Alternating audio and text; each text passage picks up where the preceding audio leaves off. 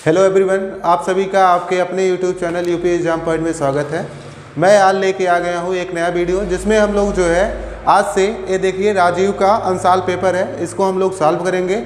इसका जो पहला प्रैक्टिस सेट है जिसका नाम है, ये जो पहला प्रैक्टिस सेट है इसमें लिखा है मॉडल पेपर 2025, इसी को हम लोग पहले सॉल्व करेंगे। आज हम लोग केमिस्ट्री में जो है पहला सेक्शन मतलब केमिस्ट्री का जो दूसरा सेक्शन होता है उसी को पूरा सॉल्व करेंगे।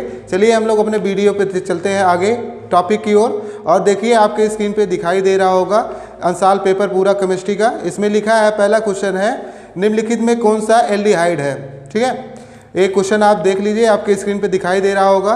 तो इसमें लिखा है निम्न में से कौन सा एल्डिहाइड है। ठीक है, तो इसमें एल्डिहाइड है तो आपके चार ऑप्शन है, चारों ऑप्शन हम बता दे रहे हैं। पहला, ये दूसरा, तीसरा और चौथा। तो पहला आपका है मेथेनॉल। क्या है? मेथेनॉल है। दूसरा क्या है? मेथेनैल है, मेथेनल। और तीसरा है आपका एथेनॉल। ठीक है, और चौथा है आपका ऑप्शन एथेन। क्या है? चौथा आपका ऑप्शन है एथेन। तो इसमें कहा जा रहा है कि निम्नलिखित में से एल्डिहाइड है। तो निम्नलिखित में से एल्डिहाइड कौन सा है? देखिए, जिसमें आल लगता है कौन सा ग्रुप होता है? OH होता है। इसमें भी आल लगा है तो ए भी OH है। अब इसमें एन लगा है तो ए एल्केन ग्रुप है। ठीक है, तो बचा कौन सा आपका? तो जो पहला आपका क्वेश्चन है केमिस्ट्री का, उसमें पहला जो ऑप्शन है आपका दूसरा, मतलब दूसरा वाला जो मेथेनॉल होता है ये जो है आपका एल्डिहाइड है। ठीक है, चलिए हम लोग अपने अगले वाले क्वेश्चन की ओर बढ़ते हैं। अगले वाले क्वेश्चन में लिखा है भैया कि जो है H2SO4 के जलीय विलयन का pH मान है। ठीक है, क्वेश्चन आपके स्क्रीन पे दिखाई दे रहा होगा। H2SO4 के जलीय विलयन का pH मान है। तो अब चलिए, अब कहा जा रहा है H2SO4 के जलीय विलयन का pH मान है। ठीक है, अब जलीय विलयन का pH मान जो है, pH मान तो आप जानते हो क्या होता है, हमने आपको बताया है, एक टॉपिक ही, एक वीडियो ही बना दिया है पूरा pH मान का। तो इसमें देखिए, तो इसमें पहला ऑप्शन है आपका 0 होता है pH मान। फिर दूसरा ऑप्शन दिया है 7 से कम होता है। तीसरा ऑप्शन है 7 होता है। चौथा ऑप्शन है 7 से अधिक होता है। ये आपके चार ऑप्शन है। मॉडल पेपर का दूसरा क्वेश्चन ऑप्शनल में दिया गया है। आपको बताया गया है कि जो है H2SO4 के जलीय विलयन का pH मान कितना होगा। तो आप जानते हो ये H2SO4 क्या है? आपका अम्ल है। क्या? अम्ल। तो अम्ल जो होता है, अम्ल का pH मान कितना होता है? 7 से कम। कितना होता है? अगर 7 से कम किसी का pH मान होगा तो वो आपका अम्ल होगा। 7 से ज़्यादा है तो आपका क्या होगा? क्षार होगा। अब 7 होगा तो आपका pH मान क्या होगा? 7 होगा तो वो आपका कंपाउंड क्या कहलाएगा? लवण होगा या तो उदासीन होगा। ठीक है,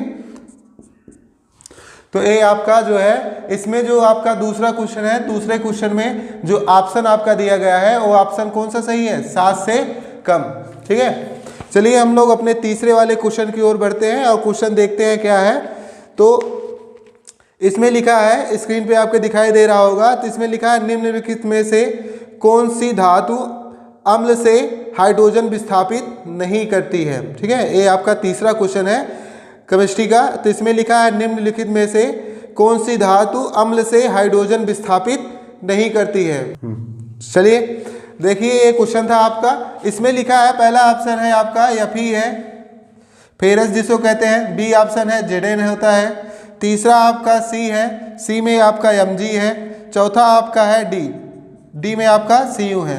तो इसका जो है चौथा ऑप्शन सही होगा, जो कॉपर होता है। बाकी सारे धातु हैं, सारी धातुएं H2 गैस रिलीज करती हैं, लेकिन एक कॉपर एक ऐसा धातु होता है, ऐसा धातु है जो कि जो है हाइड्रोजन गैस जो है विस्थापित नहीं करता है। ठीक है, चलिए हम लोग अगले वाले क्वेश्चन की ओर बढ़ते हैं। इसमें लिखा है निम्नलिखित में से कौन सा भौतिक परिवर्तन नहीं है।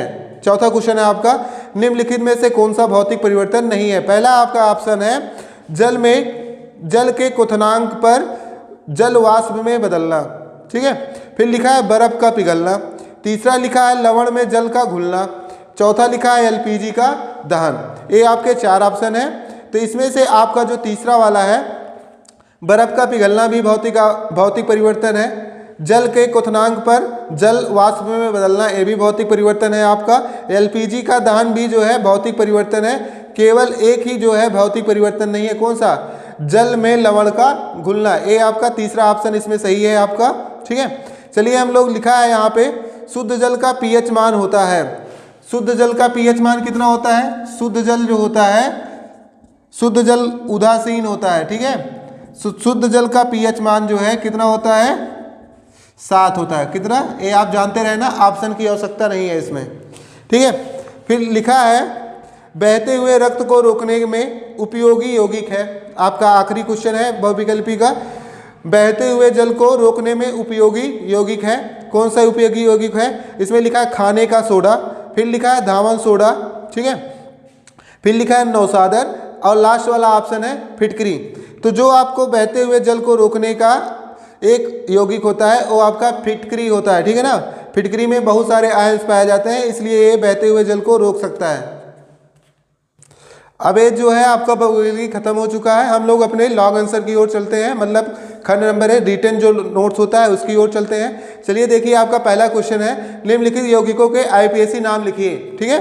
ये आपका पहला क्वेश्चन है। पहले क्वेश्चन में आपके स्क्रीन पे दिखाई दे रहा होगा, लिखा है निम्नलिखित यौगिकों का नाम लिखिए, आईपीएसी नाम लिखना है। तो इसमें 2 यौगिक दिए गए हैं, हम आपको आईपीएसी नाम लिखना बहुत अच्छे से सिखा चुके हैं 2 वीडियो में।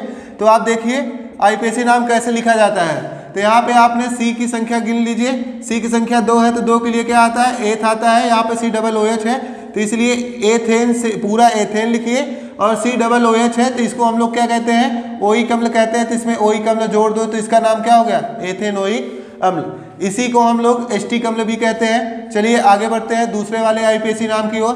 तो यहाँ पे देखिए सी की संख्या 1 है तो 1 सी रहता है तो मेथ लिखा जाता है। तो हमने कहा जब एल्काइन आता है तो आप मेथ करिए, बाकी हर जगह क्या करना है आपको, मेथेन लिखना है।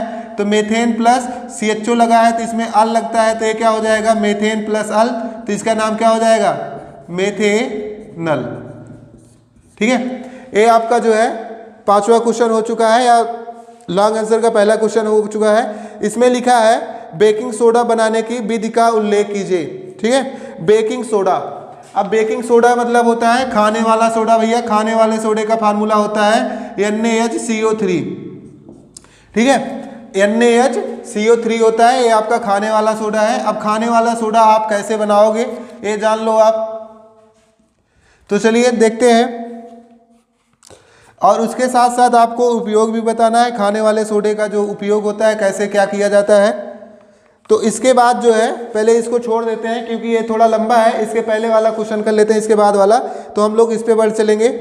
इसके बाद लिखा है आपका क्या होता है जब, ठीक है, क्वेश्चन नंबर 6 है क्या होता है जब जिंक चूर्ण को सल्फ्यूरिक अम्ल में मिलाया जाता है।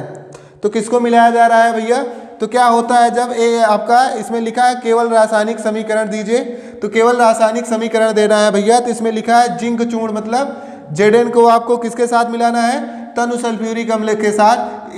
इसी को कहते हैं हम लोग डिल H2SO4 के साथ आप मिलाओगे तो क्या बनेगा, ठीक है। तो आप जानते हो हमने आपको बताया है कोई भी धातु जो है, धातु कभी भी अम्ल से क्रिया करती है तो अम्ल धातु से क्रिया करने के बाद तो आपका क्या बनता है, आपका लवण बनता है, और लवण के साथ साथ H2 गैस बनती है। कौन सी गैस बनती है, H2 गैस बनती है, ठीक है। तो यहाँ पे लवण बनाइए आप, H2 गैस पहले निकाल दीजिए, H2 गैस निकल गई आपकी, बचा क्या क्या, Zn बचा है आपका, और Zn के साथ साथ क्या बचा है, SO4 बचा है, ठीक है। तो आप जो है ये रिएक्शन हो गया आपका। तो जब भी आप Zn के चूर्ण में, ठीक है, Zn जिंक के चूर्ण में आप तनु सल्फ्यूरिक अम्ल मिलाओगे तो आपका क्या बनेगा, ZnSO4 और H2SO4। ZnSO4 को कहते हैं हम लोग जिंक सल्फेट। ZnSO4 का क्या नाम होता है, जिंक सल्फेट, ठीक है। और यहाँ पे एरो का सिंबल बना लो क्योंकि ये गैस है।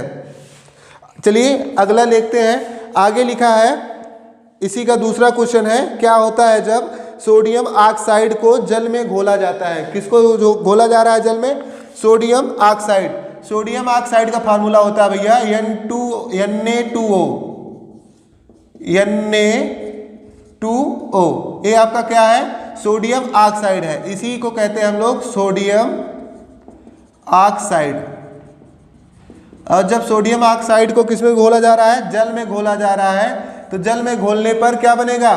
तो भैया जब सोडियम ऑक्साइड को जल में घोला जाता है तो आपका क्या बनता है? NaOH, जिसको हम लोग कहते हैं सोडियम हाइड्रोक्साइड। क्या कहते हैं? हाइड्रोक्साइड। ठीक है।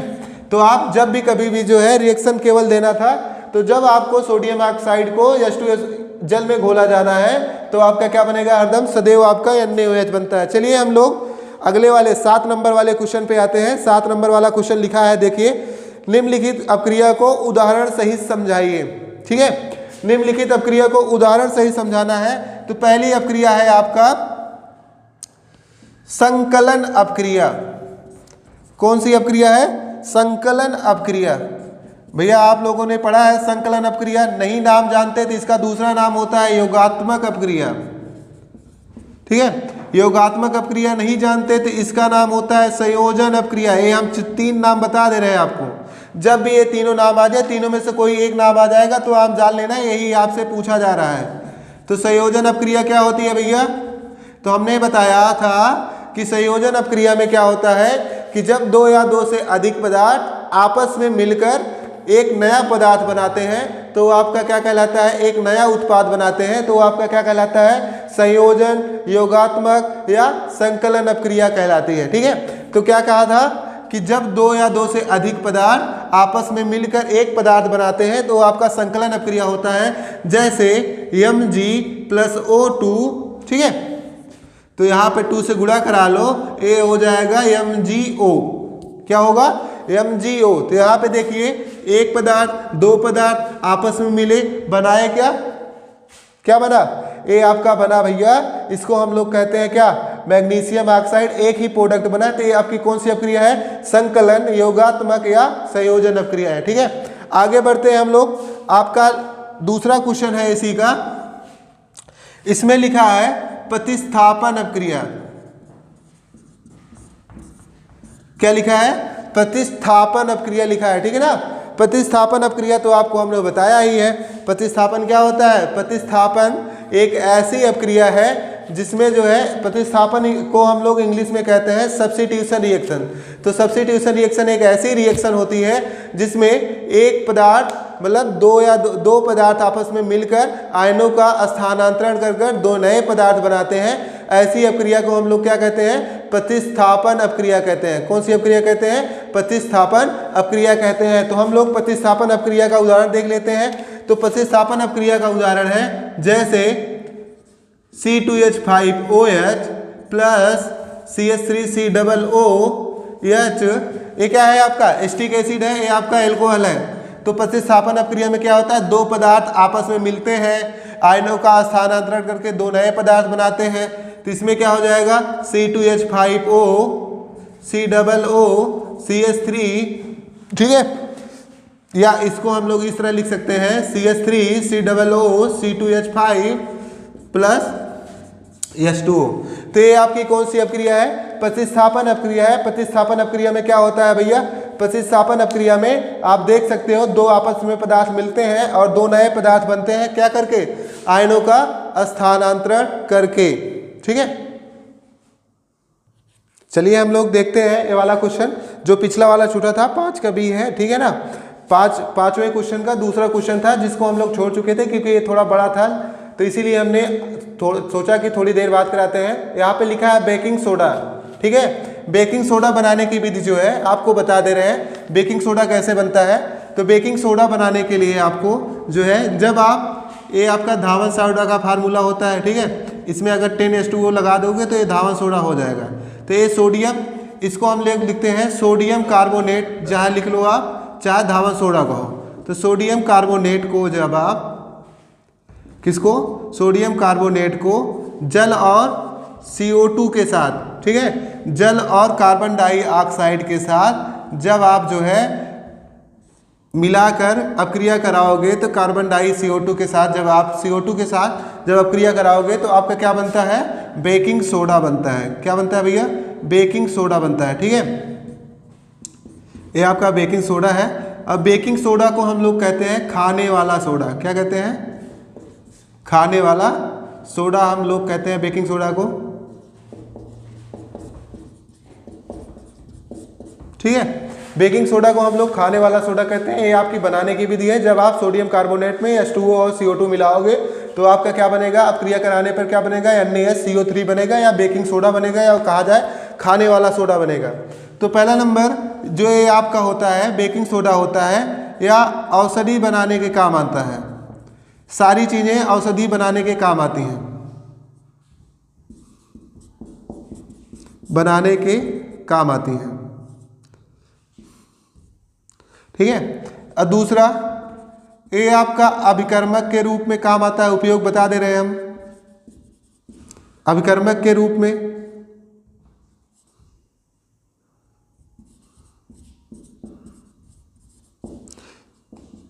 तीसरा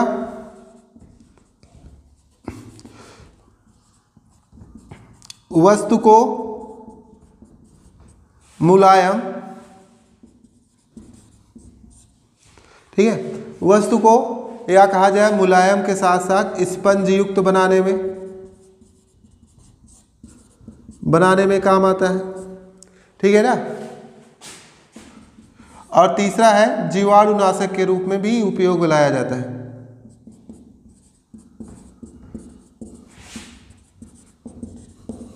ठीक है, ये आपके उपयोग है। बेकिंग सोडा बनाने का ये प्रोसेस था और ये आपका उपयोग है। उपयोग में क्या बताया आपको कि औषधि बनाने के काम आता है, अपकर्मक के रूप में काम आता है, वस्तु को मुलायम या स्पंज युक्त बनाने के काम आता है, जीवाणुनाशक के रूप में काम आता है, और बहुत लोग कहते हैं कि जो है दांतों के सफाई में भी इसका उपयोग किया जाता है। तो चलिए हम लोग अपना अगला वाला क्वेश्चन देखते हैं इस प्रैक्टिस सेट का, मतलब केमिस्ट्री वाले प्रैक्टिस सेट का लास्ट वाला क्वेश्चन जो है 7 का भी, जो 7 वाला क्वेश्चन था इसमें अथवा में एक क्वेश्चन लिखा गया था। चाहे आप पहला वाला करिए, अथवा का मतलब होता है चाहे आप 2 में से एक करना है, चाहे जो करिए, चाहे पहला वाला पूरा सेट कर लीजिए चाहे दूसरा वाला। तो ये आपका दूसरा वाला सेट है, हम लोग इसमें बढ़ते हैं। तो इसमें देखिए आपके स्क्रीन पे दिखाई दे रहा होगा, एक क्वेश्चन लिखा है चांदी का एक तार CuSO4 के विलयन में डुबाया गया। ठीक है, चांदी का एक तार CuSO4 के विलयन में डुबाया गया तथा एक दूसरे बर्तन में तांबे का एक तार AgNO के विलयन में डुबाया गया। ठीक है, दोनों में से आप देख लीजिएगा क्या लिखा है, क्वेश्चन आप पढ़ लीजिएगा दोबारा, स्क्रीन पे दिखाई देगा आपके। तो लिखा है फिर दोनों बर्तनों में होने वाली अपक्रिया को कारण सहित समझाइए। ठीक है, तो क्या लिखा है आपका, चांदी का एक तार CuSO4 के विलयन में डुबाया गया। तो चलिए इधर देख लेते हैं हम लोग। तो चांदी मतलब होता है भैया Ag, ये आपका चांदी है। चांदी का एक तार CuSO4 के विलयन में क्या किया गया भैया, डुबाया गया है। और फिर चलिए इसको भी देख लेते हैं।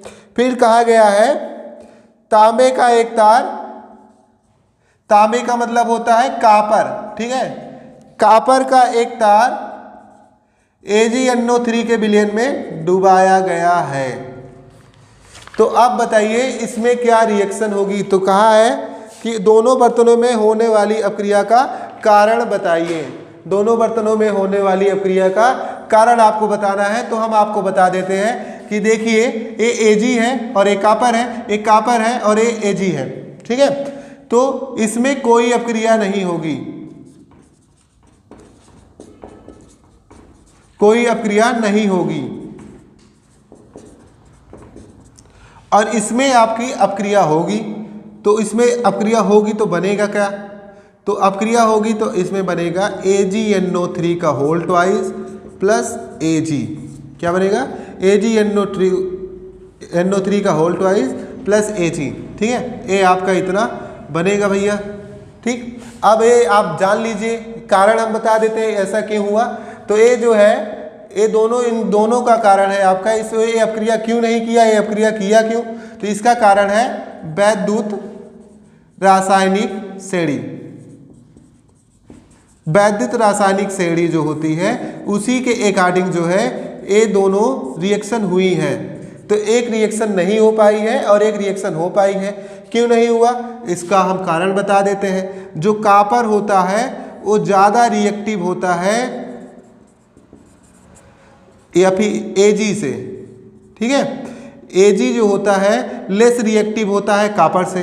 तो जो Ag है तो लेस रिएक्टिव होने के कारण, Ag लेस रिएक्टिव होने के कारण कॉपर से इस SO4 को प्रतिस्थापित नहीं कर पाएगा, ठीक है।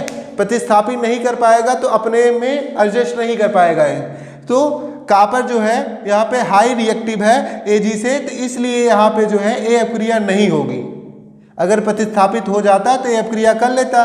ए आपका जो है लेस रिएक्टिव है, ए आपका हाई रिएक्टिव है Ag से जो है, तो इसीलिए इसमें कोई अपक्रिया नहीं हुई। और यहाँ पे देखिए एक कॉपर जो है आपका ए हाई रिएक्टिव है और ए हाई रिएक्टिव है, तो ए आपका क्या है, ए आपका जो है लेस रिएक्टिव है।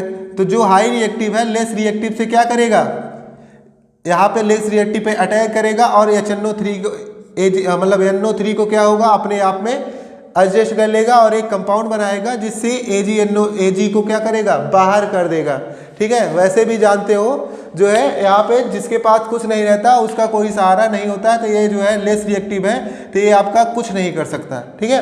तो अब आप जान लो वैद्युत रासायनिक श्रेणी के अनुसार से ये होता है, ये जो Cu होता है रिएक्टिव ज़्यादा होता है Ag से, इसीलिए जो है Ag जो है यहाँ पे कोई अपक्रिया नहीं करता और यहाँ पे Cu कर लेता है, ठीक है। और जो वैद्युत रासायनिक श्रेणी होती है वो जो है रिएक्टिविटी सीरीज के अनुसार से बनाई जाती है। मतलब जो पहला एलिमेंट होगा वो ज़्यादा रिएक्टिव होगा और उससे कम वाला थोड़ा देर वाला उससे नीचे आएगा, उससे ज़्यादा फिर कम वाला उससे नीचे आएगा, ठीक है। ऐसे करके बनाया जाता है, ठीक है। आई होप कि जो है ये आपका वीडियो आपको अच्छा लग रहा होगा, ठीक है। अगर आपको अच्छा लगा है तो आप जो है हमारे वीडियो को जो है लाइक कीजिए, ज़्यादा से ज़्यादा लोगों तक शेयर भी कीजिए ताकि सारे बच्चे, ज़्यादा से ज़्यादा बच्चे हमसे जुड़कर, ठीक है, और प्रैक्टिस पेपर का जो है लाभ उठा सकें। क्योंकि हमारे चैनल पे हमारा एकमात्र चैनल है जिसमें जो है आप सारे जो है प्रैक्टिस पेपर जो है जितने भी होंगे सारे प्रैक्टिस पेपर चलाए जाएंगे, कराए जाएंगे और वो भी जो है बिना देखे हुए आपके जो है पूरा लाइव सेक्शन आपको दिखाया जाएगा, ठीक है। तब तक के लिए मिलते हैं अगले वीडियो में, तब तक के लिए जय हिंद, जय भारत।